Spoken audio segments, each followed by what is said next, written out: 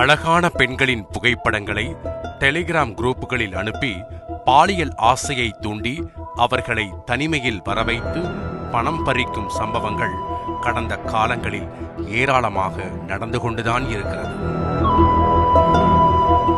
பெண் ஆசையில் வழிக்கு விழுந்து அடிபட்டவர்கள் ஒரு பக்கம் என்றால், ஓரினச் சேர்க்கையாளர்களை குறிவைத்து கொள்ளையடிக்கும் சம்பவங்களும் அடிக்கடி நடந்து கொண்டுதான் இருக்கிறது. அப்படி ஒரு சம்பவம் தான் தற்போது அரங்கேறி இருக்கிறது. செங்கல்பட்டு அடுத்த பனங்குட்டூர் பகுதியைச் சேர்ந்தவர் மோகன்ராஜ். இவரது நண்பர் கூடலூர் பகுதியைச் சேர்ந்த கிஷோர். இருவரும் தன் பாலின ஈர்ப்பாளர்களாக இருந்திருக்கிறார்கள். இதனால் தங்களைப் போலவே ஓரினச் சேர்க்கையில் ஆர்வம் உள்ளவர்களை கண்டுபிடித்து பழகுவதற்காக ஆன்லைனில் உள்ள ஒரு டேட்டிங் செயலியை பயன்படுத்தி வந்திருக்கிறார்கள்.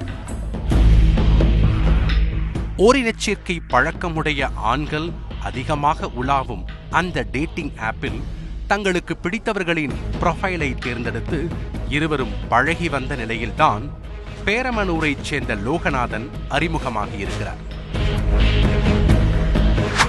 பாதிக்கப்பட்ட இளைஞர்களிடம் தானும் ஓரினச் சேர்க்கையாளர்தான் என அறிமுகம் செய்து கொண்ட லோகநாதன் இருவரையும் பாலியல் உறவுக்கு அழைத்திருக்கிறார்.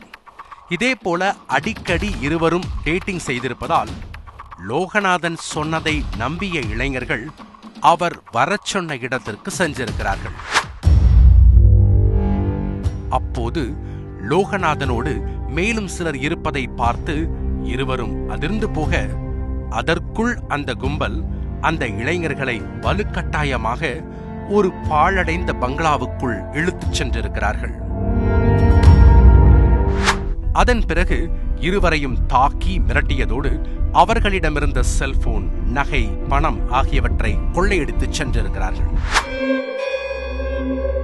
இதுகுறித்து பாதிக்கப்பட்ட இளைஞர்கள் புகார் அளித்ததன் பேரில் வழக்கு பதிவு செய்த போலீசார் தீவிர விசாரணை நடத்தியதில் லோகநாதனையும் அவரது கூட்டாளிகளான 3 சிறுவர்களையும் கைது செய்து விசாரித்திருக்கிறார்கள்.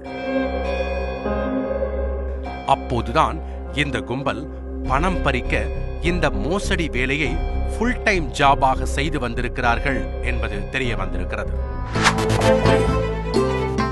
இவர்களைப் போலவே பல இளைஞர்களை ஓரினச் சேர்க்கை ஆசை காட்டி தனிமையில் வரவைத்து கொள்ளையடிப்பதுதான் இவர்களுடைய வழக்கம். லோகநாதனை கைது செய்து சிறையில் அடைத்த போலீசார் 3 சிறுவர்களையும் கூர்நோக்கு இல்லத்தில் சேர்த்திருக்கிறார்கள்.